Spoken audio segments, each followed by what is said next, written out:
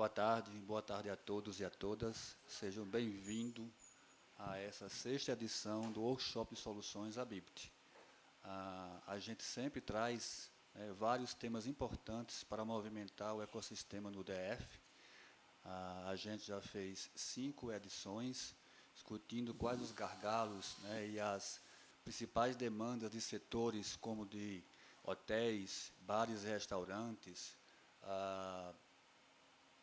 TI, enfim, são vários temas importantes que a gente consegue movimentar um pouco e dar luz a essas grandes questões que permeiam o ecossistema do Distrito Federal. O Workshop de Soluções é uma parceria entre a BIPT e a FAP-DF. Então, a gente está nessa sexta edição para trazer mais uma vez essa discussão, essa luz em relação a todas essas questões e esses problemas enfrentados pelos empreendedores do Distrito Federal. Eu quero começar a convidar os participantes para fazer parte do nosso debate. Primeiro, eu gostaria de convidar a Karine Silveira Costa, a Marcele Cristine Gonzalez, supervisora técnica dos segmentos de moda, beleza e economia criativa do SENAC, do Distrito Federal. Também gostaria de convidar Gustavo Nakanishi, presidente do Sindicato Patronal de Beleza e Estética do Distrito Federal, Simbeleza DF. Em seguida, gostaria de convidar Valteni Souza, empresário e presidente do Sindicato das Empresas do Comércio Varejista de Cosméticos, Produtos de Perfumaria e de Higiene Pessoal do Distrito Federal. Por favor.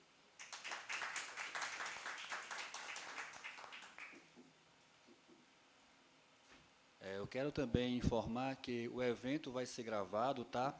E depois a gente vai disponibilizar no portal da ABIPT. A gente vai colocar lá e vai divulgar para vocês nas nossas redes sociais, no portal, o momento certo de vocês acompanharem esse debate posteriormente. Para animar o debate, para conduzir toda essa discussão, eu gostaria de convidar o presidente da ABIPT, Paulo Foinha, para fazer as honras da casa.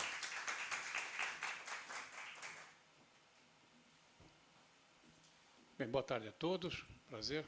Marcela, Gustavo, Valdeni, é um prazer tê-los aqui de novo nessa discussão. Bem, como nós já falamos outra vez, o projeto Conectando é um projeto em parceria com a FAP-DF, e o objetivo dele, a missão desse projeto é tentar trazer para os institutos de pesquisa, para a universidade, para os centros de startups, inclusive, os problemas que as micro e pequenas empresas de setores específicos têm. Sempre a lógica sempre foi o contrário. Na universidade levava suas ideias maravilhosas que o mercado falava, não me interessa. Aí não dava liga.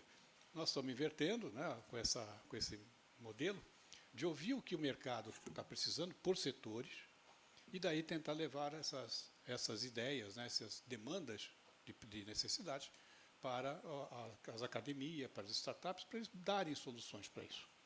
E aí nossa intenção é que essas soluções, quando forem ser desenvolvidas, sejam encampadas pelos sindicatos respectivos e distribuídas para os seus associados, como forma de a gente levantar a qualidade, a produtividade e até a rentabilidade das nossas empresas do DF para torná-las competitivas em escala nacional. Esse é o objetivo do Conectando. A gente tem já, como o Zacarias já disse, nós fizemos Conectando já sobre construção civil, sobre TIC, vestuários, bares e restaurantes, a indústria de alimentação, e saíram ideias muito interessantes, não só de problemas, às vezes, a gente acha que problema só tecnológico, precisa fazer não, às vezes tem problemas triviais, como bares e restaurantes, tem um problema sério que é o horário de ônibus para o pessoal que trabalha na noite. Eles saem de madrugada, não tem mais ônibus para voltar para casa. Se ele perder, se atrasar qualquer coisa, ele perde o último ônibus, aí tem que esperar o primeiro da manhã. Então, coisas desse tipo, além de problemas de regulação, de impostos, etc., que eventualmente aparecem. Então, hoje, nosso desafio é esse, identificar com vocês e com o pessoal que estiver assistindo a gente. Nós recebemos já uma lista de probleminhas que eu vou apresentar oportunamente, para elencar essas demandas, essas dificuldades que o setor tem, que a gente possa passar para seja para o governo, quando é caso de regulação, de normas, impostos, coisas do tipo, seja para as universidades, quando envolve pesquisa de base. Eu acho que na área de cosméticos, em fitoterápicos, etc., tem aí uma demanda bem interessante para a gente trazer, ou seja, na parte de processos, equipamentos, etc., que eu posso levar para os ICTs e para as startups, que aí elas podem ajudar na realização desse programa. Sei que na área de estética tem muita novidade, tem equipamento para caramba, aí, que os caras toda hora aparece equipamento novo. Mas talvez na parte de beleza também a gente tenha aí soluções tecnológicas que podem ajudar no aumento da eficiência do setor, aumento de receita, e, como eu falei, tornar a nossa indústria, nossos setores, mais competitivo em escala nacional, né? A gente não perder para os grandes salões aí de São Paulo, Rio, Goiânia, né? Tá bom? Então é isso. A dinâmica aqui vai ser nós vamos passar para cada um dos nossos participantes, aí, que muito nos honram com a presença, para falar um pouquinho quais são as necessidades, as dificuldades que o setor tem. Pode ficar à vontade, pode falar do tipo, está chovendo na minha casa. Trazer a dificuldade, porque é nesse trabalho de brainstorm que as ideias aparecem, né? Há um erro, felizmente já os empresários estão percebendo isso, e estão se patrulhando, de achar que a inovação nasce na cabeça de alguns consultores, algumas pessoas. Não, a inovação nasce de todo mundo que trabalha. Aliás, o chão de fábrica é ótimo para ter inovação. As empresas antigamente tinham umas caixinhas de sugestões, em que o operário colocava a sugestão, e se aquela sugestão fosse encampada pela empresa, ele ganhava uma bonificação. Meu pai era mecânico, né, do setor automobilístico, na indústria automobilística de autopeças lá em São Paulo, no ABC, e ele trabalhava na Vilares. A Vilares era uma empresa grande, na COFAP, uma empresa que fazia uns anéis, amortecedores, tal, né? Foi muito grande, fechou, né? O Kaczynski brigou com os filhos, fechou e foi abrir uma fábrica de motocicleta em Manaus. E ele contava um caso, tinha uma máquina enorme que fazia os anéis que vão para os cilindros, para os pistões. É uma peça de altíssima precisão. E naquela época não tinha muita tecnologia, era processo mecânico. A máquina recebia um tarugo de ferro, transformava aquilo por extrusão num fio perfilado, né, perfil redondo, perfil retangular, quadrado, para cada tipo de anel, e rolava aquilo numa espiral, fazia uma espiral grande. Eu tenho até hoje uma espiral dessa em casa que as crianças adoram brincar. E depois cortava. Ora, aquilo já saiu, o anel pronto, só que o perfil tem que ser preciso, porque não pode ter folga no pistão, né? O diâmetro tem que ser preciso, tudo tem que ser altíssima precisão. E é uma máquina sofisticada que fazia isso. E a máquina exigia uma manutenção permanente de lubrificantes, graxas, etc. E o setup da máquina, porque para cada anel você tem que ajustar o perfil do anel, né? do perfilado, o diâmetro da espiral, tal. E isso era feito mecanicamente. E a máquina era enorme, tamanho, uns 6 freezers assim, deitado, e muito pesada, grande.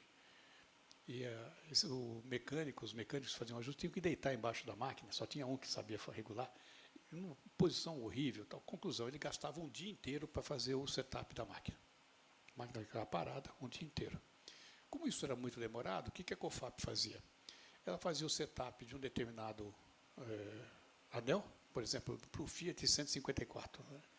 Vocês nem lembram o que é isso. do Fiat, do motor do Fiat. E aí ele produzia durante o mês inteiro só aquele anel. E deixava em estoque. Aí mudava o setup, passava outro mês fazendo um mês, 15 dias, quer dizer, um período produzindo só um determinado anel para deixar em estoque. E isso significava dinheiro parado, porque isso ficava parado no estoque, podia perder, tinha perdas, etc. Aí um dos mecânicos que eram obrigados a fazer a lubrificação, não era nem o técnico especializado em setup, era o cara que lubrificava a máquina, que se voltava para casa lameado de graxa, porque ele com aquelas azeitadeiras, né, de graxa, embaixo, assim, deitado, e caía no cabelo, ficava um monstro, cara. Ele teve uma ideia, ele falou, cara, por que a gente não levanta essa máquina com macaco hidráulico e coloca ela no alto? Porque assim a gente trabalha em pé, mais rápido. não suja tanto. Ele estava preocupado com a bronca que ele levava a mulher em casa, não era o problema da máquina. Aí gostaram, né? Ele deu essa sugestão, botaram os macacos hidráulicos, vários, porque era máquina pesada, levantaram a máquina foi lá para cima, e a partir daí eles passaram a fazer o setup em pé e a lubrificação em pé muito mais rápido. Eles gastavam 3 horas para fazer o ajuste da máquina. Com isso, a COFAP passou a fazer anéis numa rodada de uma vez por semana, porque não perdia tanto tempo. Ela economizou dinheiro, muito, né, perdas, etc., e deu mais conforto para os operários. O resultado, esse cara ganhou como prêmio da COFAP um carro, por ter tido essa simples ideia de botar macaco hidráulico, que nem ele comprou, né? Botar macaco hidráulico. Então, coisas assim são geniais. Tem uma história que outra história que eu gosto de contar sobre inovação, que vem do chão de fábrica, né? Vem de quem de fato trabalha, que eu acho que é muito importante. É um caso que já circulou aí pela internet, ou você já deve ter ouvido falar, é o caso da pasta de dente, do dentifrício. Para quem não conhece, a gente pode até contar, é a Colgate, né? A empresa eu conheço, o case de verdade. Eles têm um problema que você faz o dentifrício, né, e tem que colocar na caixinha que vai para o supermercado. Aí aquela caixinha vai empilhada em várias caixas, vai num pallet e entrega no supermercado. De vez em quando, a máquina não colocava o dentifrício dentro da caixinha. Então, ia uma caixinha fechada, embalada, aí o cara do supermercado colocava na gôndola, aí alguém comprava, chegava em casa, não tinha o dentifrício. Dava reclamação. Era pouco, mas acontecia isso, dava reclamação. Aí o pessoal de conformidade da GC Lever, né, resolveu, vamos resolver isso aqui. Né? Aí chamou lá 3 engenheiros, os caras gastaram 6 meses, R$ 1,5 milhão, fizeram uma balança de precisão. Quando a esteira passava, ele mediu o peso da caixinha. E um braço mecânico, se a caixinha tivesse pesando menos que um certo valor, o braço empurrava a caixinha para fora. Então, ele nunca ia para frente. E aí parou de dar problema. Aí, um dia, dá o chefe, uns diretores de produção, visitando a fábrica com os visitantes e tal. Ele chegou lá, está lá o braço todo quebrado assim no canto. Né? O que houve aqui? Ah, doutor, o pessoal da... doutor, esse negócio aqui empurrava esteira, dava bagunça aqui, tem que parar para arrumar. Aí ele desmontou isso aí. Tá, mas e como é que fizeram com as caixinhas vazias? Não, simples, nós compramos um ventilador de R$60, desse tamanho, colocamos aqui, quando veio alguém vazio, tinham gastado 6 meses, R$1,5 milhão, uma balança de precisão, e o cara vem e resolve com um ventilador de R$60. Quer dizer, inovação é isso, né? A gente tem que ouvir quem vem da base. Então, ouvindo os nossos trabalhadores, né, que de fato estão lá apanhando, às vezes uma pequena ideia, né, um jeito diferente de postar uma mesinha para colocar unha, sei lá, estou falando, não manjo de nada de vocês, mas pequenas coisas podem dar ganhos de produtividade, conforto e até, às vezes, inventar coisa nova. Né? Eu tenho recebido, aí, por alguma razão, acho que o Instagram acha que eu gosto de pintar unha, porque o que eu recebo de post de técnicas de pintura diferente de unha não é brincadeira. Pô, os caras estão usando correntinha, estão fazendo umas misturas para dar uma tinta diferente. Isso é inovação. Né? Então, eu estou pedindo para vocês trazerem essas ideias. Nós tivemos já algumas que vieram para o nosso e-mail. Vamos discutir esses problemas, para os mais simples que sejam. Problema para a gente levantar e aí a gente vai buscar a solução. Tá bom? E vocês, a plateia também, por favor, fiquem à vontade para... Eu gostaria de chamar a Karine. Obrigado. Desculpa que nós vamos começar um pouquinho. Fique à vontade. Karina do Sebrae. Também a nossa parceira, tem ajudado bastante em nosso esforço de divulgar a tecnologia nos vários setores da economia. Então, Marcela, vou passar a bola com você.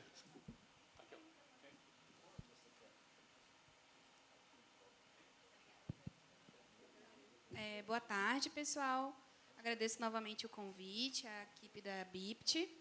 E, bem, quando a gente fala de soluções dentro da educação, a gente quer sempre poder entregar o melhor que o mercado necessita. Né?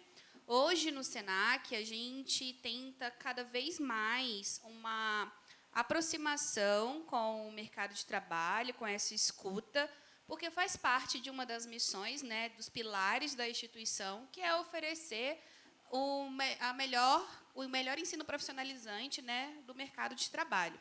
A gente conta muito, né, com a parceria com o sindicato, então, muitas vezes eu recorria ao Gustavo e a gente fazia reuniões pontuando quais eram as necessidades, né, o que o profissional precisava. Mas, além disso, a gente trabalha muito com os nossos colaboradores, nossos instrutores, que é o que a gente chama de ponta, né? Eles estão na ponta, diariamente, qualificando as pessoas. E aí a gente vai atrás e pergunta, olha, o que está precisando? O que está se comentando em sala de aula? Né? Ou então a gente tem um instrutor que ele também é empresário. O que você está vendo no seu salão? O que as pessoas estão buscando? Para que nós, como educacional, né, possa permitir a qualificação dessas pessoas. Então, hoje, a gente está num foco muito maior em tentar levar aperfeiçoamentos ou regularizações de profissionais que já estão no mercado de trabalho, mas não têm certificações, do que necessariamente a formação básica. Né? Então, a gente tem cursos de formação, mas são bem em menor quantidade do que os nossos aperfeiçoamentos. Então, a gente vê um gargalo aí, que são pessoas precisando de qualificação, pessoas precisando de regularização, mas a gente também vive um momento de grande evasão, né, na parte educacional. Então, a gente vê pessoas desistindo, há também uma fase aí pós-pandemia, né, de estímulos, de volta à realidade presencial. Então, tudo isso são problemas que a gente enfrenta devido a tempo de curso, ou então até mesmo condições dessas pessoas em conseguir ter uma jornada tripla, né, de trabalho e estudo. Então, a gente vai tentando cada vez mais solucionar isso e buscar, seja através de programas, encurtamento de cursos, cargas horárias mais adaptáveis para essa realidade, e entre outras questões que vai sempre envolver a parte, né, educacional.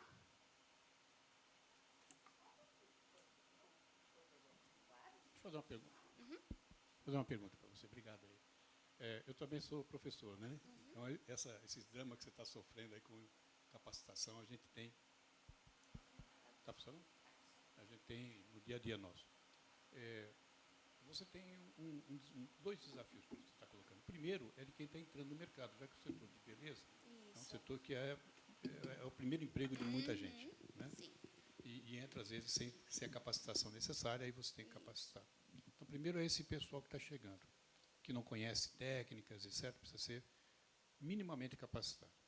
E você tem o problema de capacitação, mais de aperfeiçoamento, né, como você colocou.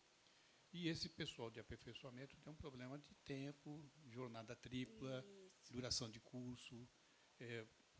Vocês já pensaram em usar metodologias diferentes, metodologias ativas, Sim. um processo mais personalizado, mais usando tecnologia para apoiar a capacitação? Ensino à distância é complicado. Né? Eu digo que a gente não tem ensino à distância. A gente tem tido ensino com o professor longe para caramba. Né? É diferente, porque o cara nós estamos reproduzindo na tela do computador a mesma experiência da sala de aula. E é diferente, o cara está em casa, ele não está em sala de aula. Né? Ele pode desligar o vídeo dele e dormir, você está falando sozinho. Então, perfeito. Como é que vocês estão vendo essas dificuldades? Bem, a beleza ela foi, dentro dos segmentos do SENAC, o mais atingido com a pandemia com o ensino à distância. Né? Hoje o SENAC ele tem um modelo pedagógico que vê, sim, metodologias ativas, e a gente tem um ensino chamado híbrido, né? E que é aulas, é como se fosse um sistema parcialmente online, parcialmente presencial, mas ainda assim o nosso público que nos consome, ele não se adapta tão bem a essa questão da distância, principalmente na qualificação inicial. No aperfeiçoamento, a gente vê que talvez seja mais fácil, mas não somos tão adeptos. O que a gente consegue fazer é que a gente tem um mínimo de carga horária de 15 horas, que é muito aceito, né, para algumas pessoas. Então, a gente faz trilhas educacionais, em vez de fazer um curso de 60, 70 horas, eu promovo 20 horas, 15 horas, para que aquela pessoa saia com um certificado de aperfeiçoamento. Abaixo disso, a nossa metodologia já vê como oficina. Então, dependendo, aquilo não vai agregar tanto para o que a pessoa quer. mas vai depender muito, é sempre um estudo, a necessidade. Por exemplo, a gente trabalha muito em company. Então, a empresa fala, eu quero uma oficina de 7 horas para os meus colaboradores. A gente faz visando, né, a necessidade dessa empresa. Mas, de uma forma nacional, a gente tem essa questão de mínimo de carga horária de 15 horas, até mesmo para que a pessoa ela tenha uma eficácia na aprendizagem dela. Né? Então, a beleza, que é muito similar também a outro segmento que a gente trabalha e teve dificuldade, que é a moda, é o vestuário, são áreas muito práticas. Então, as pessoas sentem necessidade de ver fazendo. Não só, né, o olhar na tela, mas você sentir o cheiro, pegar, tocar, a textura, porque realmente conta muito, né, quando a gente entrega o produto nessa área, nesse segmento. Respondi a sua pergunta? Respondeu sim, muito obrigado. Obrigada a você. Vamos passar para o Gustavo. Gustavo, conta aí o que os empresários estão achando dessa loucura toda que nós estamos vivendo. Primeiro, gratidão ao Félix, ao Paulo Fônia e à BIPT, porque eu acho que são momentos como esse que a gente tem insights e força de realização, né? Aqui hoje estão os principais pilares do setor, principalmente aqui no DF, que cuida de toda a cadeia de capacitação, de estímulo à cadeia de distribuição, cadeia varejista e prestação de serviço, né? São pessoas simples, mas muito trabalhadoras, que dão o sangue aí para fazer isso acontecer. Então, como empresário do setor e também como presidente, minha gratidão verdadeira a cada um de vocês. E a pergunta que vocês trouxeram hoje, ela é complexa, né? Nossa família está no setor há mais de 45 anos. Eu atuo dentro do setor mais de 25 anos já. E quando você fala quais são os atuais desafios, depois de uma pandemia, numa revolução tecnológica, numa recente implantação de uma lei federal para o nosso setor, tem como eu escrever uma lista muito grande, sabe? Mas eu vou tentar ser o mais objetivo possível em alguns pilares. Eu vou aproveitar o gancho aqui da Marcela em relação à educação, né? Considerando tecnologia, revolução tecnológica, pós-pandemia e implantação de uma nova lei para o setor. Eu acredito que a educação desse novo momento que a gente está vivendo, ele precisa ser muito conectado à produtividade, a resultado, à remuneração. E uma das coisas que a gente hoje enxerga no setor são pessoas precisando de capacitação, muitas pessoas, abundância de pessoas precisando de capacitação, e na ponta, salões de beleza com salões faltando profissionais. Parece que é fácil resolver essa equação, né? Mas a gente precisava hoje justamente de algo que conectasse isso de uma forma mais clara para o setor inteiro, para o mercado inteiro. Olha, existe essa demanda de curso, existe essa demanda de trabalho. Você se formando em X período, você está pronto para ocupar esses espaços, sabe? Até existem algumas iniciativas, mas talvez o mercado ainda não recebeu isso ainda de uma forma tão clara e objetiva, né? Porque o profissional cabeleireiro, na verdade, ele precisa ganhar dinheiro, né? Não é uma profissão onde você tem um tempo vasto de estudo e alguém vai te bancar ali um tempão para depois você exercer a profissão. Você tem que dar um jeito de estar produzindo e estar estudando e já alimentando sua família, né? Então, esse é o grande desafio, acho que daqui para frente, na educação. É como unir produtividade e educação ao mesmo tempo, né? Ao mesmo tempo, né? E aí tem um terceiro fator, tá? Pós-pandemia, que é a aceleração da tecnologia das indústrias de cosméticos e beleza. Tem inovação todo dia. E como colocar essa inovação todos os dias dentro da educação? Porque um ano parado o sistema educacional, a nível de tecnologias, de tratamento de cabelo, face, estético, o que for, a pessoa se forma e já está desatualizada. Pô, mas eu aprendi aquilo ano passado, mas já não usa mais. Pô, o que eu vou fazer com isso, então, né? Então, como trazer para perto também as indústrias que estão o tempo todo desenvolvendo novas tecnologias, para perto desse ecossistema educacional e produtivo ao mesmo tempo, né? Esse é um gargalo que a gente tenta resolver já há alguns anos, ele vem melhorando de pouquinho em pouquinho, mas já que a questão foi aberta, a gente coloca essa questão na mesa, né? De como unir educação, produtividade ao mesmo tempo daqui para frente, e inovação, seja na cadeia de produtos ou ecossistema tecnológico mesmo, digital. Seja também via marketplace, né, o que for, para dar esse acesso a mercado. No pilar gestão, tá? O cabeleireiro ele é muito operacional, ele precisa produzir para poder manter o faturamento ali, junto com a inflação, poder ter o faturamento ali, junto com suas contas a pagar, e não tem tempo para observar a gestão, né, cuidar da gestão. E, às vezes, ele delega isso para pessoas que também não têm expertise no assunto, principalmente quando tem uma nova lei vigente no setor, que cuidam desses pilares, relação, cultura organizacional, uma nova lei que cuida da tributação dessas operações, e que cuida das relações trabalhistas. Mas tem poucas pessoas especializadas nesse processo, em implantar esse processo dentro do mercado.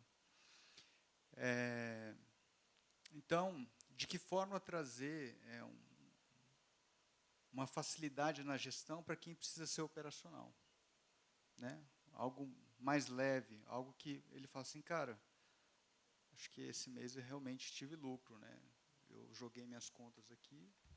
Existem vários softwares, tá, que dão isso, né? Mas talvez uma conscientização ou um sistema mais intuitivo, talvez, para essa categoria, né? Que tenha menos cara de programação e mais cara de intuição, né? Para que esse pessoal possa se... Eu sei que, às vezes, gestão não é divertido, mas possa tentar se divertir com o processo de gestão, principalmente se ela conseguir ter lucro no período, né? Enxergar que teve lucro ou prejuízo naquele período e poder se autocobrar e saber um caminho para melhorar depois daquele lucro ou prejuízo. Esse é o ponto gestão, junto com a nova lei vigente no setor, que, inclusive, precisava estar dentro da educação de base, tá? A gente vem conversando já, junto com o SENAC, e tem preparado materiais, até com a Associação Brasileira, de começar da base ali e explicar o que é essa nova lei, tá? Para o nosso setor. Bom, um terceiro ponto que a gente pode colocar como desafio é a questão humana mesmo das relações, né? Hoje a gente tem uma cultura de parceria, né? Todo cabeleireiro que trabalha no salão, pelo menos a grande parte, ele é MEI. Então, tem uma relação de parceria. Que é a cultura do futuro, dos coworks, do Uber, do iFood, né? Essa relação de parceria. Mas existem alguns gargalos aí, né? O primeiro gargalo, talvez, é o entendimento de muitos donos de estabelecimentos sobre o que é essa cultura de parceria, né? A gente tem isso. E se a pessoa não sabe implantar uma cultura de parceria, ela está ainda no modelo mental de uma antiga CLT, né? E tende a ter um erro ali operacional no dia a dia porque está praticando uma cultura errada, não adaptada a esse novo momento da lei do salão parceiro, né? E implantar uma nova cultura é um processo que envolve alguns pilares, né? Envolve hoje uma educação para você implantar uma cultura, envolve um gestor para implantar uma cultura, envolve uma logística arquitetônica dos estabelecimentos para você implantar uma cultura. E envolve tecnologia hoje, né, para implantar uma cultura. E talvez esse seja o processo de mais longo prazo, mas que a gente precisa de apoio mesmo, para uma conscientização no maior número de pessoas num tempo relativamente curto. entender o que é essa cultura de parceria, né? Diferentemente dos motoboys, diferentemente dos motoristas de Uber, muitos do nosso setor ainda não entenderam o que é isso de uma forma tão fácil, prática, como os motoboys e os motoristas de Uber. Existem muitas dúvidas ainda, né? Talvez por falta de uma tecnologia que direciona essa cultura, né? Como o Uber tem, né? Uber, o cara que se inscreve no aplicativo ele já entendeu mais ou menos como funciona ali essa cultura de parceria, né? A iFood é a mesma coisa. No nosso setor a gente não tem isso, né? A gente tem a lei que o Uber e talvez o iFood não tem, mas a gente não tem a tecnologia, né? Para facilitar esse processo intuitivo de parceria, sabe? Dentro do mercado. Quarto processo que eu posso colocar dentro vamos dizer, da grande alavancagem, eu acho que o nosso setor ele patina muito em ganho de valor a nível de serviço, pela diversidade em vários pontos. Diversidade de fornecedores que abrem e fecham numa velocidade gigantesca. E, ao mesmo tempo, é isso que faz o setor crescer, né? Então, a faca de dois gumes o tempo todo é a diversidade. A facilidade hoje para você abrir um negócio do setor da beleza ela é gigante. E por isso que é um dos setores também que mais fecha, né? Porque é muito fácil abrir um salão de beleza hoje em dia. E aí o cara é obrigado a aprender todas as normativas para manter um estabelecimento na prática. Ou seja, ele nem sabe que vai levar um monte de paulada ali, né? Então, aí começa a chegar a vigilância sanitária, aí está tudo errado. Começa a chegar sindicatos cobrando alguma coisa, fiscalização do trabalho, fiscalização tributária. Aí o cara fala, puxa vida, o que eu fui fazer, né? Então, até nessa porta de entrada, talvez a gente poderia explicar para quem quer entrar ou botar as regras para quem quer entrar no setor, antes do cara falar assim, cara, eu montei um barco, agora eu vou atravessar o oceano. Putz, né? Mas você tem bússola? Ah, precisa de bússola? Pô, você vai atravessar o oceano, né?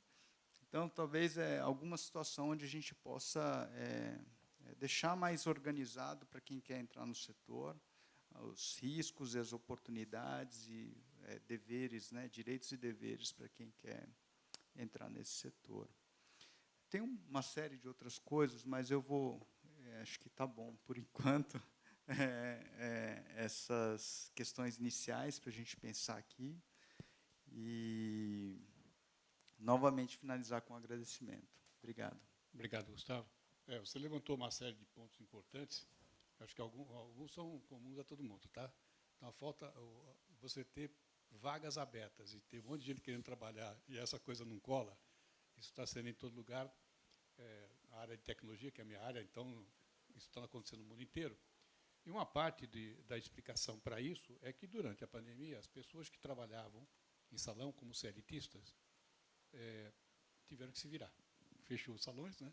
No caso do salão, no nosso caso, empresa de informática, e elas abriram suas próprias empresas, criaram o MEI e foram trabalhar como autônomos. E descobriram que é bom trabalhar como autônomo.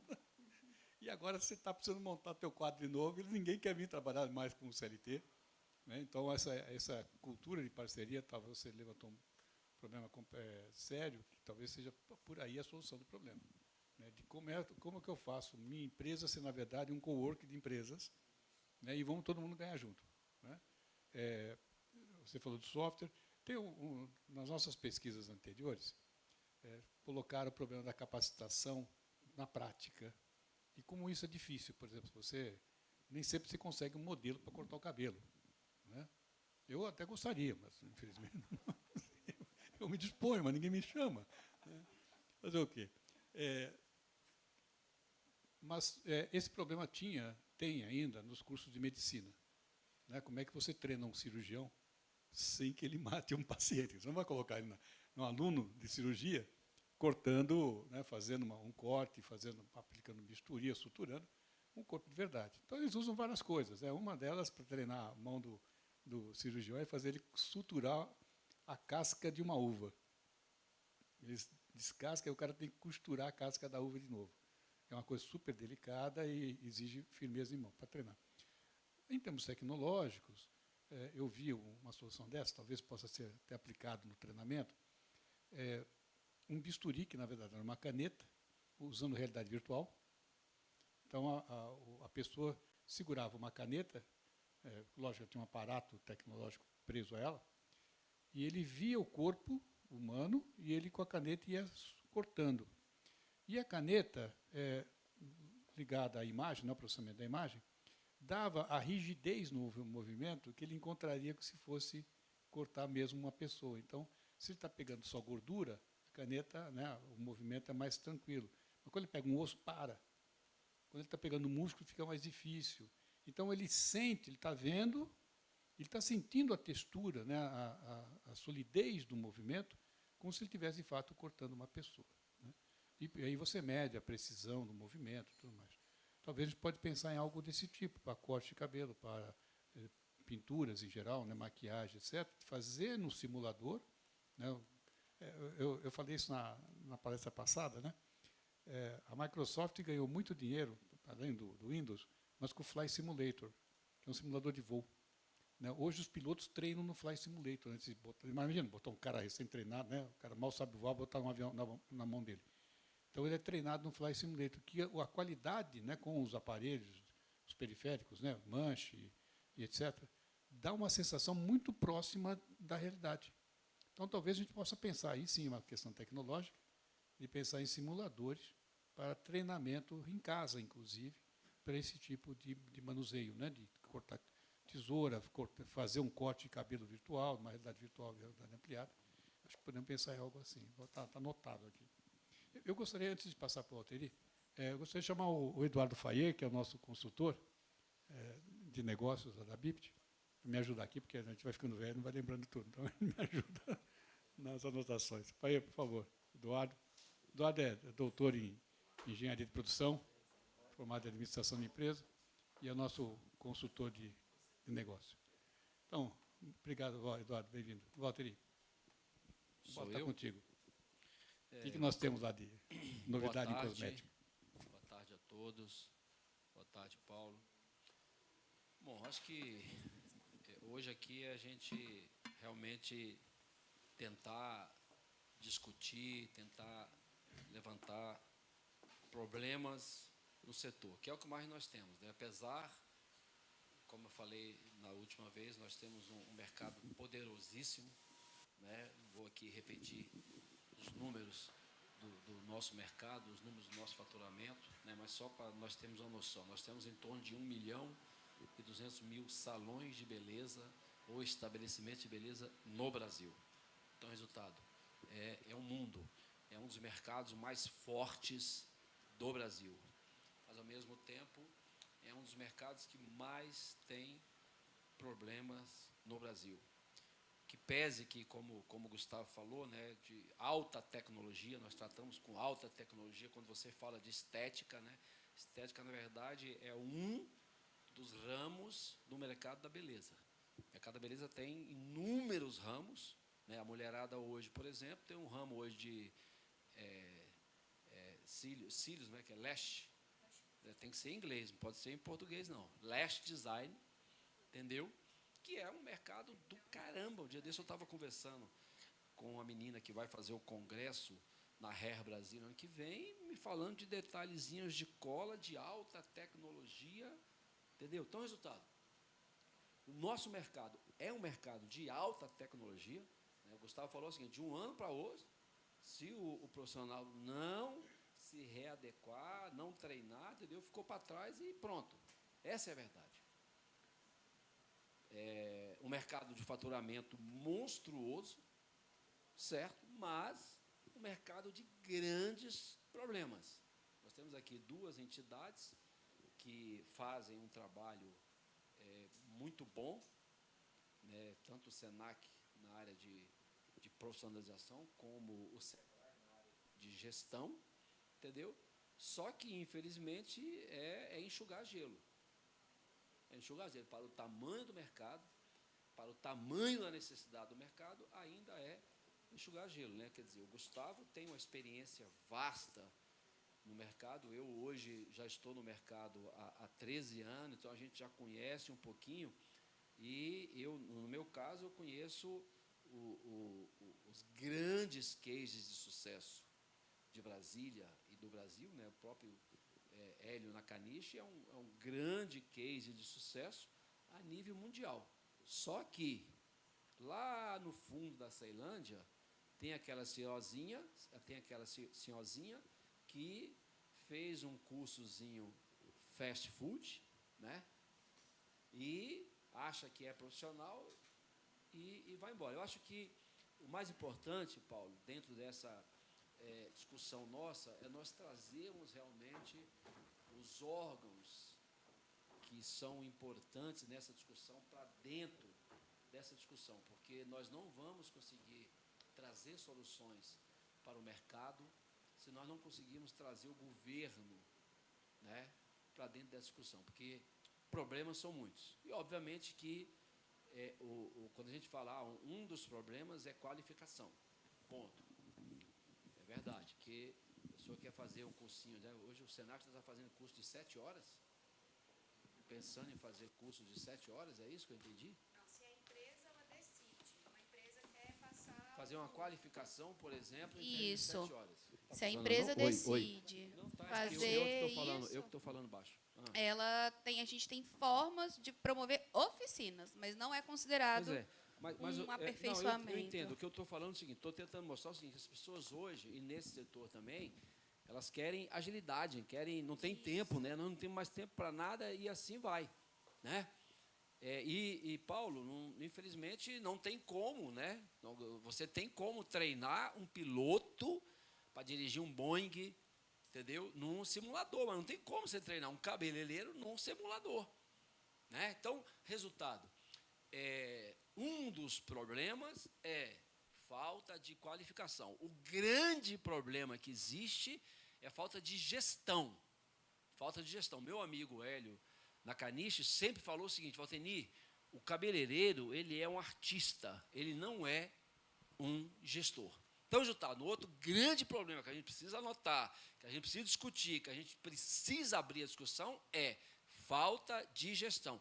95% dos estabelecimentos de beleza, e obviamente, né, você divide as coisas. Uma coisa é uma clínica de estética, que ela tem que ter uma preparação mínima. Outra coisa é um salão de beleza que abre de qualquer jeito, né? E aí é onde entra muito o Sebrae, que tem feito muito, tem ajudado muito, mas é uma necessidade.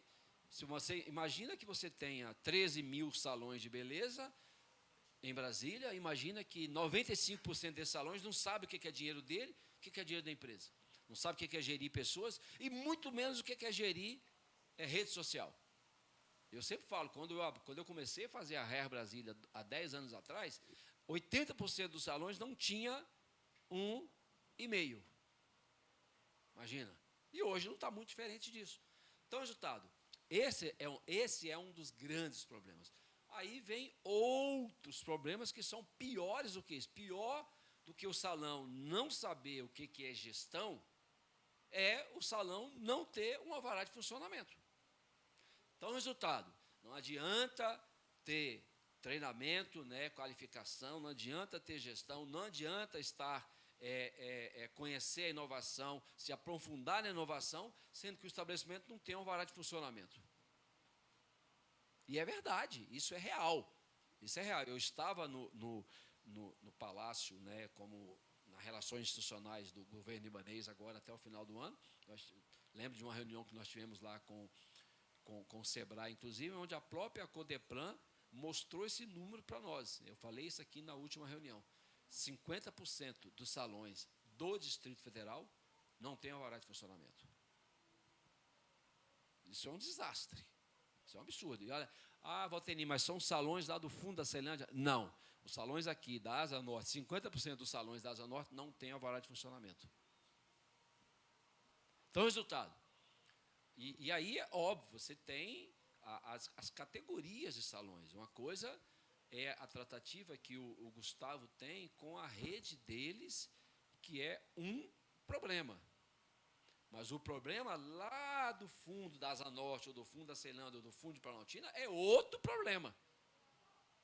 São problemas muito mais profundos, muito mais sérios, que nós precisamos. Aí sim, se nós estamos aqui com uma entidade, né, como a BIPT, juntamente com a FAP, juntamente com as entidades que precisam pensar no setor, nós precisamos pensar no setor como um todo, e, obviamente, isso não é uma coisa que a gente vai estralar os dedos, né, e conseguir resolver de uma forma geral, mas nós precisamos trazer o governo para dentro dessa discussão, mostrar para o governo esse problema, né, que nós temos. Nós temos um mercado muito forte. Muitas coisas podem ser feitas, mas o principal é nós trazermos esse estabelecimento para a regularização. Sem falar de uma discussão que é uma discussão a nível nacional. Vocês sabiam que a profissão cabeleireiro não é uma profissão regulamentada? Vocês sabiam que a profissão de esteticista não é uma profissão regulamentada? Tem quantos anos que surgiu a profissão cabeleireiro?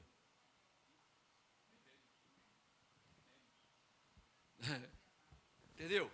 Quer dizer, não é uma profissão regulamentada. Mas aí o que acontece? Acaba que era aquele problema que eles estavam falando, que acaba que vai surgindo qualquer escola, de qualquer forma, mas resultado, não existe um currículo mínimo para a formação de um profissional da beleza. Qualquer um pode ser profissional da beleza, qualquer um pode ser profissional, não, qualquer um pode abrir uma escola, né, e dar aula, e por aí vai. Então, nós estamos vendo que o problema é muito grande, muito mais profundo do que a gente imagina. Uma das coisas que nós estamos discutindo agora, inclusive com o SEBRAE Nacional, porque o que acontece? Nós temos hoje a lei do salão parceiro. A lei do salão parceiro, ela é uma revolução, Eu costumo dizer, né, Gustavo, nós já conversamos sobre isso, eu costumo dizer que a lei do salão parceiro era uma revolução na CLT maior do que a reforma da CLT. Entendeu? Mas resultado, tem 5 anos que a lei foi aprovada e nós ainda estamos capengando com a lei. Mas resultado, o que adianta aprovar a lei, tentar implementar isso, se o salão de beleza não tem um CNPJ, não tem um alvará, como é que ele vai fazer contrato de salão parceiro com os parceiros dele? Né? Então, resultado, nós poderíamos aqui passar horas e dias falando de problemas. Nós temos os problemas, os micros problemas, mas nós temos os macros, que é o que eu acho que é onde nós, e agora se nós estamos pensando e tentando buscar soluções, nós precisamos pensar no macro, né, para que a gente possa, hoje, inclusive, eu comecei a falar, não finalizei, nós estamos hoje, e agora, inclusive, nós conseguimos eleger uma bancada muito mais forte, inclusive a bancada da beleza dentro da Câmara Federal. Nós vamos conseguir fortalecer muito mais essa bancada, para que a gente pense, inclusive, já em algumas reformas que precisam ser feitas na própria lei Salão Parceiro, mas principalmente buscando agora a regulamentação da profissão do profissional da beleza. É isso que a gente precisa, é isso que é o mais importante, porque quando a gente pensa, e aquilo que você sempre fala, né, Paulo? Tecnologia, inovação, é tudo isso, né? Quando a gente fala em tecnologia, é aquilo que eu falei, a indústria da beleza, para vocês terem uma ideia, a indústria de cabelo do Brasil é uma das mais avançadas do mundo. Sabia disso? Lá fora, quando você fala de produtos de cabelos do Brasil, todo mundo fica doido. Por quê? Porque vocês, mulheres, são simplesmente as mulheres que mais gastam com beleza do mundo, a mulher brasileira. Tá? É a mulher que mais investe nela mesmo no mundo. Então, automaticamente, as marcas brasileiras, entendeu, estão constantemente inovando, buscando novas tecnologias, novas tendências, entendeu? E desenvolvimento. Então, hoje, quando você fala de marca lá fora, as marcas brasileiras são as marcas que mais fazem sucesso. Então, resultado, nós temos um setor forte, nós temos marcas fortes, né? Para vocês terem noção, quantas marcas de produtos de cabelo de mulher vocês imaginam que existe no Brasil?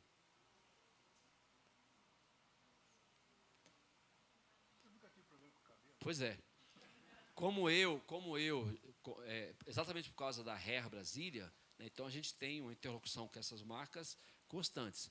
Eu tenho contato, que a gente conversa e tudo mais, com mais de 1.200 marcas de cabelo. Mulher. Não vou nem falar os marmanjos. Né, porque os marmanjos hoje, inclusive, está tudo, já representa quase 15% do mercado. Os homens estão gastando, entendeu?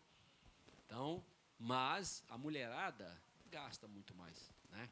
Eu falei isso aqui também na reunião passada. Brasília, o consumo per capita de beleza em Brasília é 40% acima da média nacional.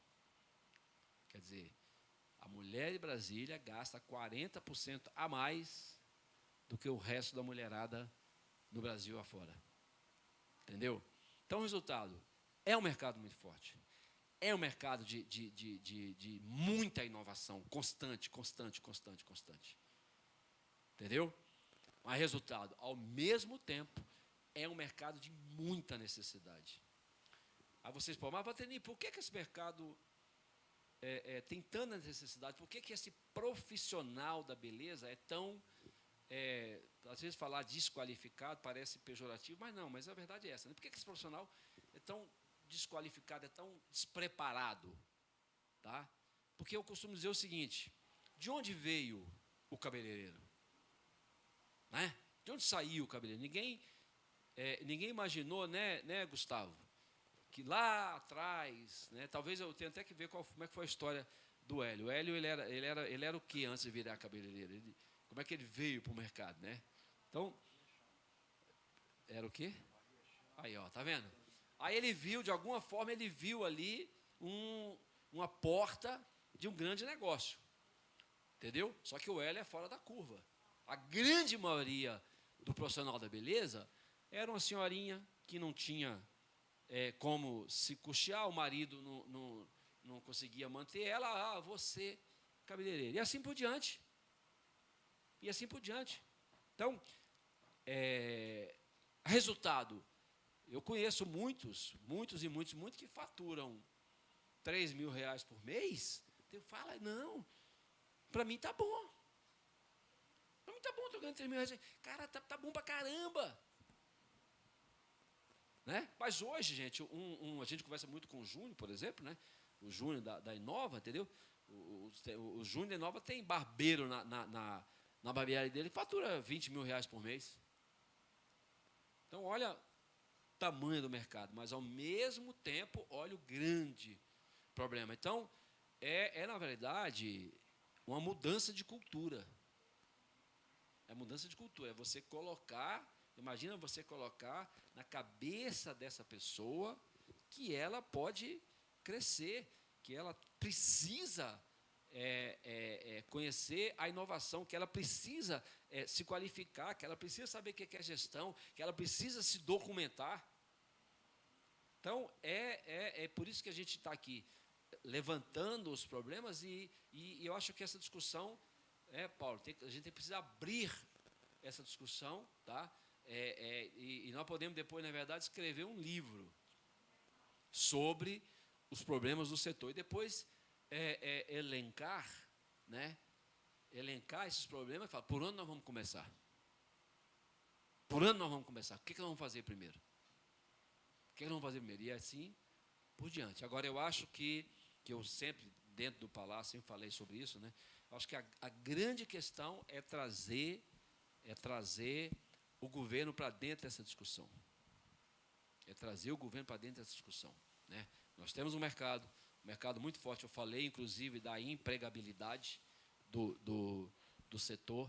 Né? Nós temos, eu vou repetir um número que eu falei aqui na última vez, que é assustador. Né?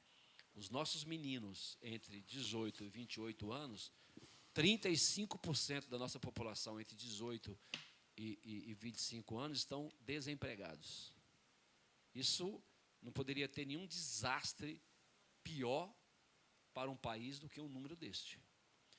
E o mercado da beleza é um mercado que pode trazer uma grande solução para esse grande problema. Porque é um mercado que, apesar de ser um mercado muito forte, muito grande, muito potente, ainda tem uma possibilidade, né, que é exatamente o que o Gustavo está falando. Quer dizer, existe uma grande necessidade lá de qualificação e, ao mesmo tempo, a grande maioria do salão, 90% dos salões que você entrar hoje, precisa de funcionário, precisa de manicure, precisa de cabeleireiros, precisa de nail design, precisa de design, lash design, e assim vai. Então, acho que eu falei demais, mas acho que tem algumas coisas que precisam ser pontuadas, né, Paulo? Não, legal. Nossa. Legal, Walter. Obrigado aí pelos comentários. Deixa eu colocar duas coisas que me chamaram a atenção na tua conversa. A primeira, a regulamentação da profissão. Sabe que a área de TI também não é regulamentada. E assim como a área de vocês, a gente é meio artista. Apesar de ter um tal de engenharia de software que nasceu lá em 1974, a gente ainda programar é uma arte. Tanto que o primeiro livro de programação do mundo, dos anos 60, do Knut, Donald Knuth, chamado The Art of Programming, a arte da programação, porque aquilo era uma arte como é a questão da beleza.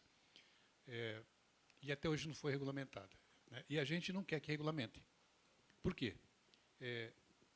Primeiro que quando se regulamenta, aqui no Brasil, regulamentar é da proteção ao diploma.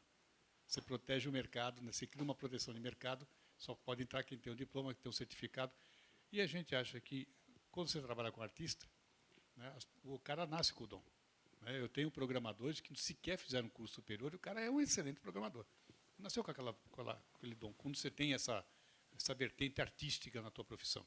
É o caso de arquitetos, etc. Né? Então, a gente tem relutado, eu, pessoalmente, tenho brigado contra as tentativas de regulamentação da profissão de informática. Então, eu acho que é importante colocar isso em mente. Né? Se vai regulamentar, podemos até regulamentar, mas de uma forma que não seja uma proteção ao diploma, porque aí você está está complicando. Só vai entrar no mercado quem tem o diploma, e se já tem falta de gente, falta mais gente aí. Essa é a primeira questão. A outra, e aí você citou várias vezes, precisa trazer o governo para dentro do problema. Né? Precisa do apoio do governo nisso. Eu, pessoalmente, não gosto de governo. Né? Sou meio anarquista. Porque eu acho que ele não tem... Primeiro que a gente fica dependendo dele, e de vez em quando ele muda de ideia, e a gente fica com a brocha na mão, né? Ele tira a escada e deixa a gente com a brocha. Deixa eu colocar de outra maneira. Seria possível a iniciativa privada assumir essa coisa? Por exemplo, falando aleatoriamente, mas você tem uma empresa, a RER, Brasília, você poderia ter uma escola junto do RER para formar gente, uma escola, não uma escola formal, porque esse processo normal de escola também não funciona mais. Mas algo desse tipo.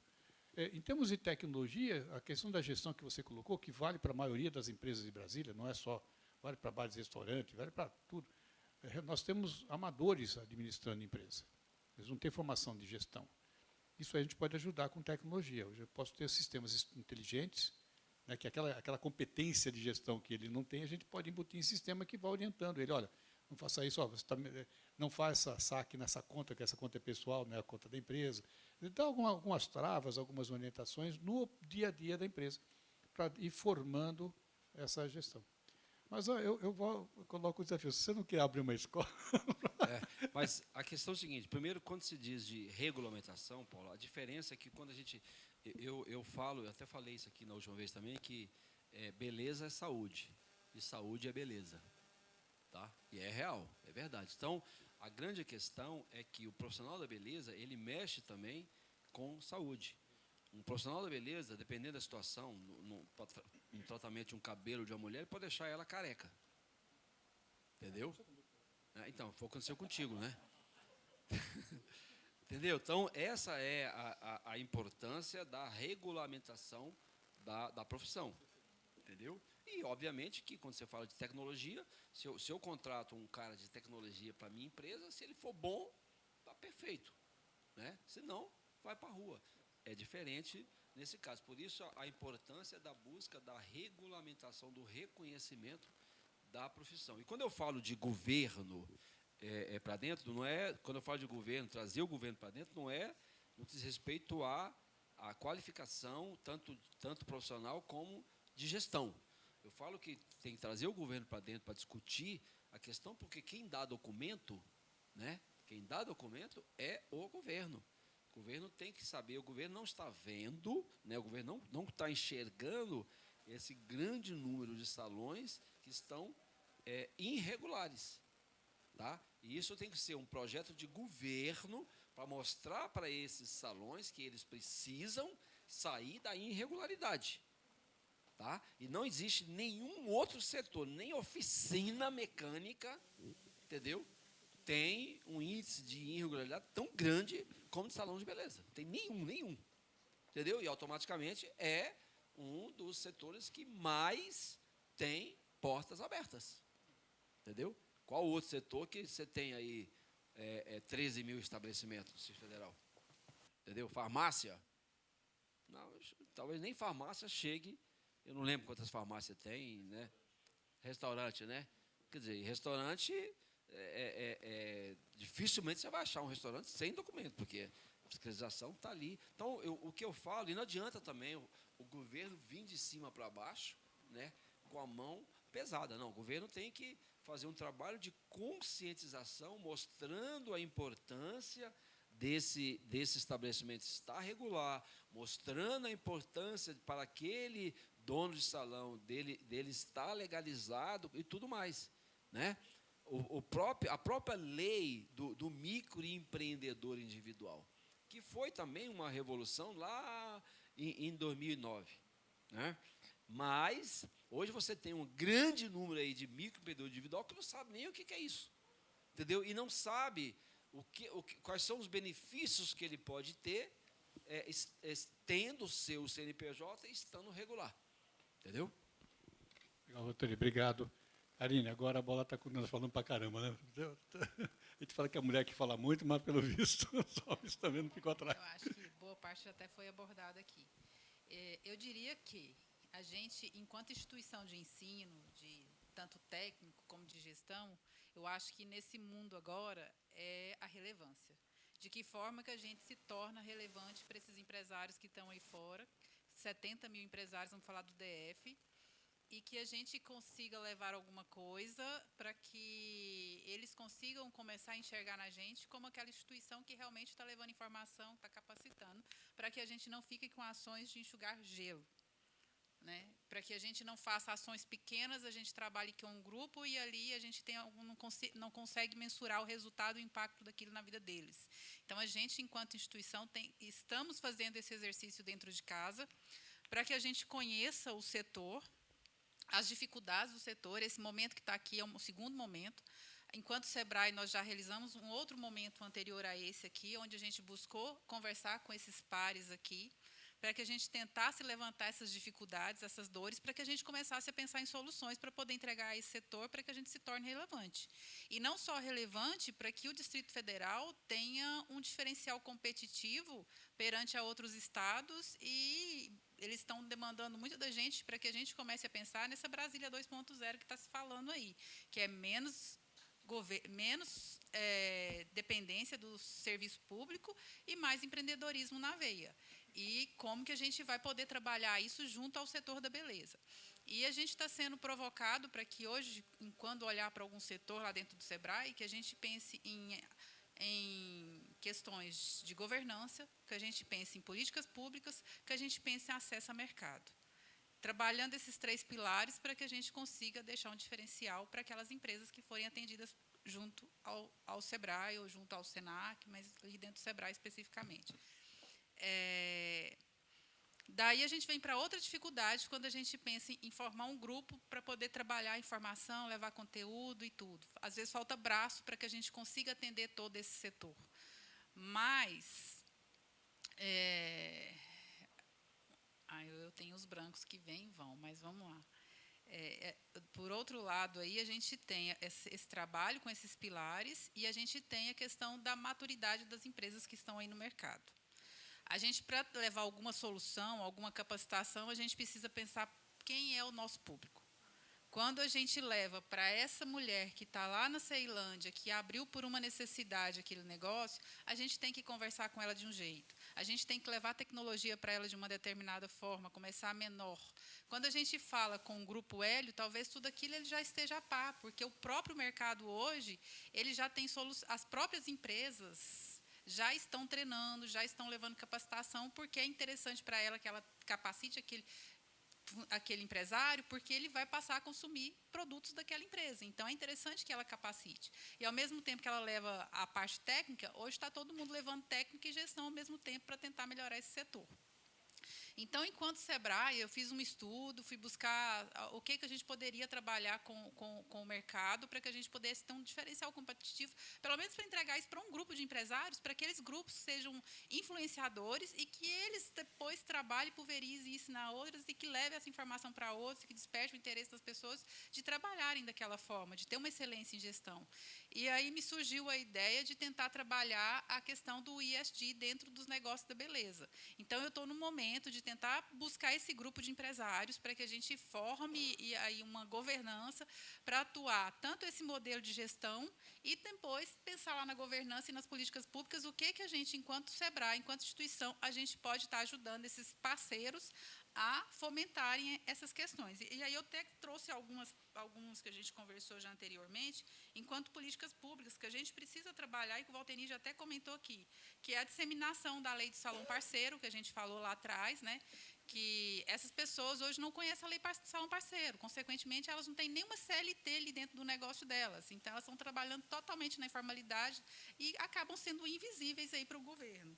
Outra questão que a gente tem trabalhado aí, que já está em andamento, aí, que foi um movimento até do próprio mercado, é a redução do imposto de ISS para os salões de beleza, de 5% para 2%. De que forma que a gente pode impulsionar esse trabalho? A qualificação e o reconhecimento pelo MEC, que o Valteni trouxe tanto aqui. Hoje, qualquer pessoa hoje que tem um MEI, que tem um conhecimento mínimo, pode formar o grupo dela e começar a aplicar aquela técnica e capacitar. E aí a gente perde qualidade. E aí a gente fala, por que é assim aqui no Brasil? Porque as pessoas que estão lá no poder, elas estão olhando para fora e sabem que lá na Europa da vida, a pessoa tem que fazer 3 anos de capacitação para ela abrir um salão, para ela poder começar a trabalhar. Por que isso não acontece aqui no Brasil? Será que é porque, querendo ou não, a gente precisa manter alguns setores aí empregando, gerando emprego, alguma coisa? São questionamentos que a gente faz, por que eles não olham para isso, né? Porque com um automotivo também, como a gente tem muitos também, que a pessoa vai lá, tem um conhecimento técnico, abre uma oficina, abre o MEI e começa a trabalhar, mas não tem gestão também.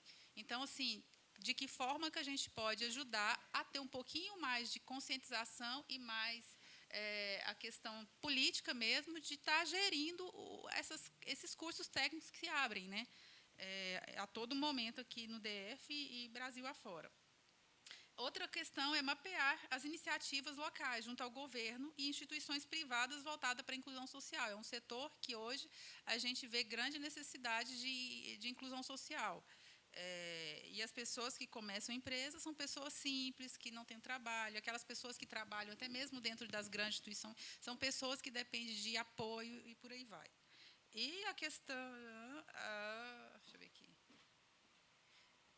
A questão da produtividade que o Gustavo sempre fala, que é a questão do valor da hora trabalhada desses profissionais. A partir de que momento que a gente pode aumentar a produtividade dele, só a partir do momento que a gente levar a capacitação, treinar e ele poder perceber valor naquele serviço que ele faz e conseguir cobrar um pouco mais ou melhorar a qualificação técnica desse profissional que está na ponta e atendendo. Tá?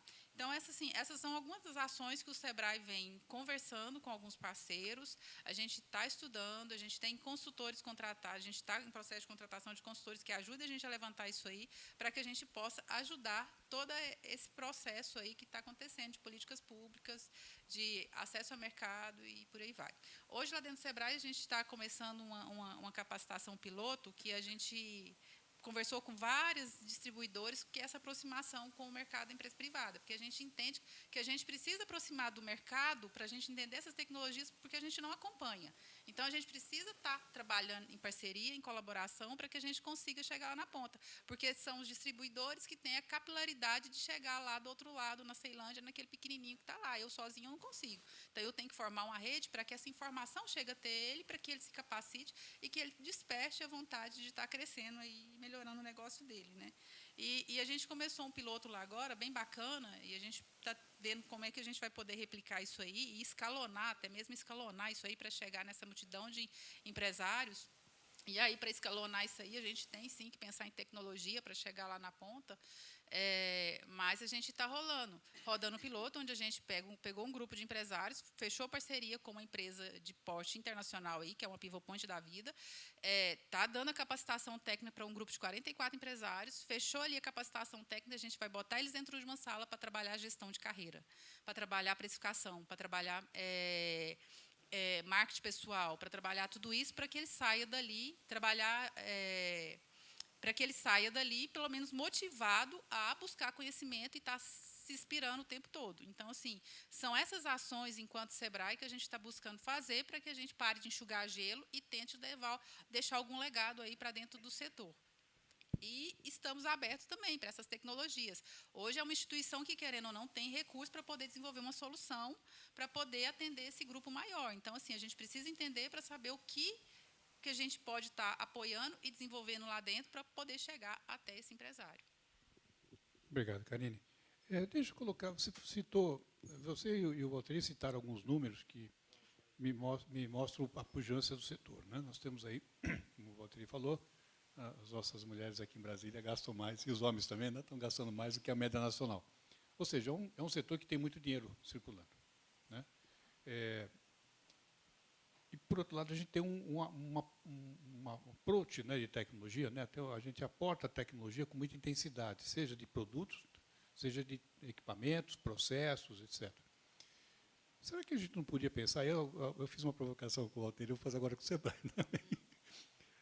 A gente tem uma espécie, hoje, em informática, em tecnologia, tem um negócio chamado sandbox, que é um espaço onde você pode experimentar coisas, mesmo que não se tenha regulação, não tenha leis definidas. E você está isento de qualquer penalidade, porque o governo entende que aquilo lá é uma tentativa, é um experimento, né? Os sandbox são regiões assim, eu posso testar tecnologia de celular sem levar bronca da vigilância sanitária, da ANEEL, etc., porque ali é uma área protegida. Será que a gente não podia criar algo desse tipo aqui em Brasília, uma área de beleza, uma espécie de sandbox, onde os fabricantes... Essa é uma ideia onde eu posso testar coisas, né? Testar e usar isso para desenvolver pessoas, né, os profissionais. A outra ideia, também pegando de outro setor, eu gosto de fazer essas ligações, né, de ideias de outros setores. A fábrica de caminhões da Volks em Resende, Volkswagen tem uma fábrica de caminhões, não tem nenhum operário da Volks na fábrica. Porque, na verdade, é uma montagem, né? A indústria de caminhões é autopeça. A gente chama de montadora, né? Nem chama de fabricante. É montagem.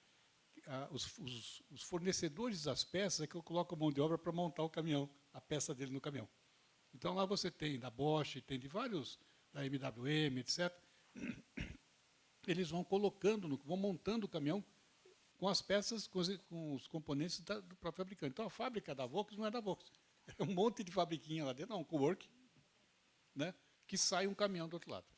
Será que a gente poderia fazer algo parecido também aqui, né, dentro desse espaço de sandbox, trazer os fabricantes para cá e falar, vocês vão uma espécie de curso o tempo todo, quer dizer, não é só curso, mas é até um negócio, quer dizer, você pode chamar pessoas, os próprios profissionais da área, para serem os modelos da aplicação da tecnologia. Você vai lá, essa semana, o fabricante tal vai dar um treinamento, etc., e está valendo tudo. Vamos testar aqui processos, e vocês vão aprender vendo, vão sofrer o impacto, né? Vão receber a tintura no cabelo e ver como é que aquilo reage, como é que é feito.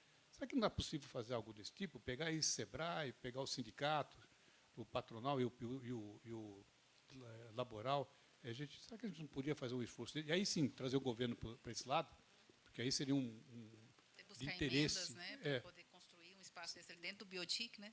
Pode até ser, né? E até e aí pegando o lance do Biotic, como os produtos de beleza são produtos biológicos, né? Você está trabalhando com química, e muitos deles hoje com fitoterápicos, etc., acho que poderia muito bem incentivar a criação e o desenvolvimento, né? Já temos algumas indústrias de produtos de beleza aqui no DF, né? Já que a gente consome tanto, e aí usar essa infraestrutura. Será que não é possível a gente pensar em algo desse tipo? Viajei muito? Não, eu acho que sim, mas eu acho que eu vou deixar essa resposta para o Gustavo, porque eu acho que ele conhece mais do mercado da beleza aqui, com mais propriedade, e não só aqui, como fora também, e eu acho que ele consegue saber o olhar das fábricas, se a gente poder oferecer um negócio disso para elas, como que elas reagiriam, se elas teriam a aceitação para um espaço desse aqui no DF. E como que eles trabalham hoje, Gustavo? Geralmente eles fazem parceria com, por exemplo, lá com o Júnior da Inova para ir lá e oferecer curso, oferecer a infraestrutura dele. Eu não sei como que essas indústrias atuam aqui dentro hoje e se isso seria interessante. Eu acho fantástico essa ideia. A indústria ela precisa de ter esse apoio a nível de capacitação, porque não é expertise, apesar delas terem um amadurecimento prático por uma necessidade. Mas em cada região do país, ela precisa de alguém para olhar para isso, cuidar disso, gerenciar isso, com uma estrutura física, com um layout que possa respeitar os padrões de cada marca, né? E funcionar. Mas eu acredito que sim, eu acho que é o momento certo também para a gente começar esse tipo de projeto.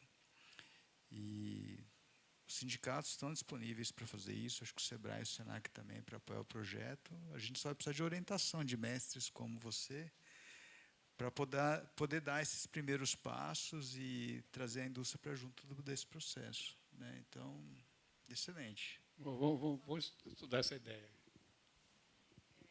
Em Pernambuco, a gente tem o Sebrae Lab lá em Pernambuco.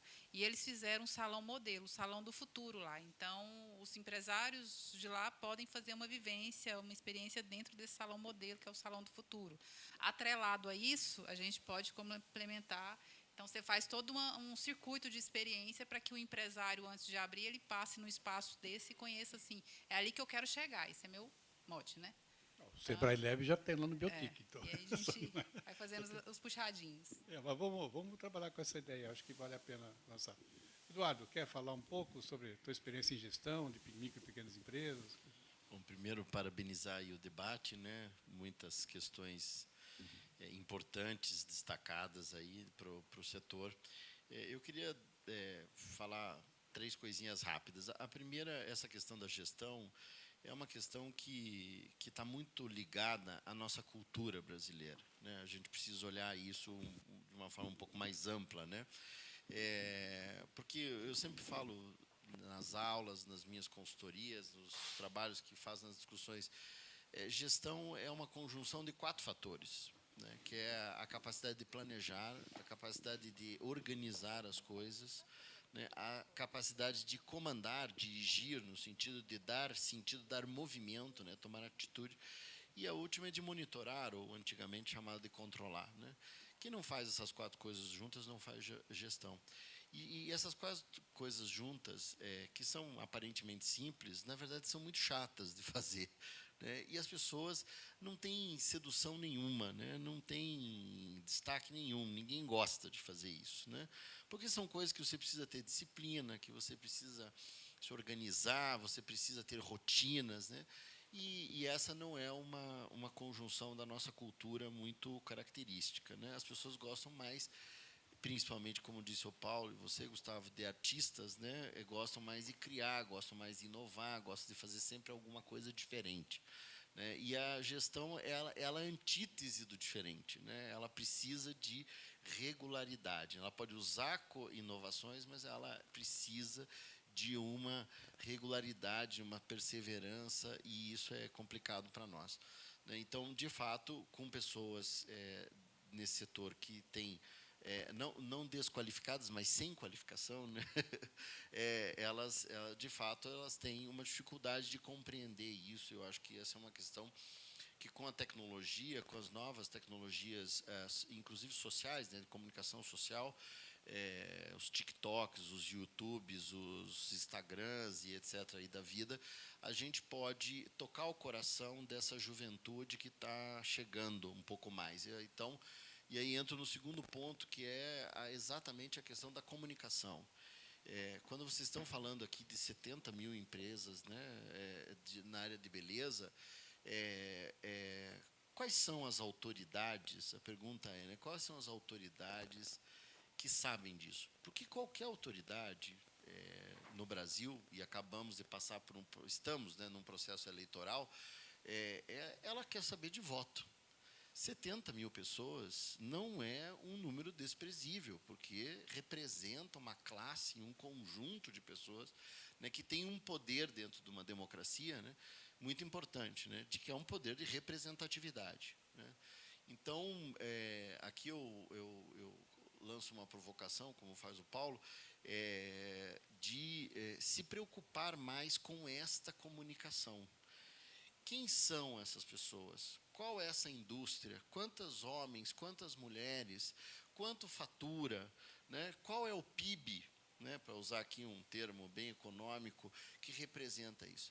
No dia que isso estiver claro, né, claro que essas informações estão na cabeça de vocês aí, com certeza, mas no dia que isso estiver claro para os 513 que ali estão entrando, né, e os 81, que 27 novos, e o restante já continuando seu mandato, só estou falando da Câmara Federal, sem falar da distrital, né,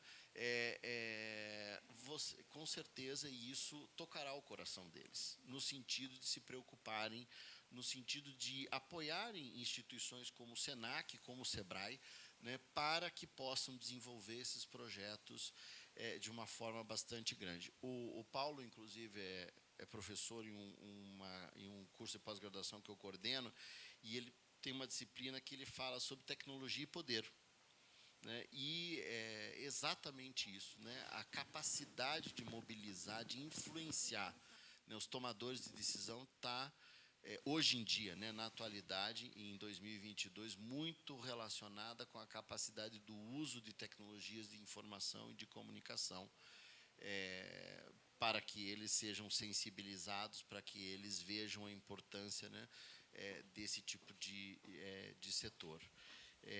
E o último ponto, que foi levantado também, da questão da juventude, eu acho que uma outra questão importante é que a sedução no sentido profissional, no sentido de valor, né, para uma pessoa atuar num determinado mercado ou numa determinada profissão, ela é muito importante, né? Veja quanto a gente dá valor aos advogados, aos engenheiros, né, aos médicos na nossa sociedade.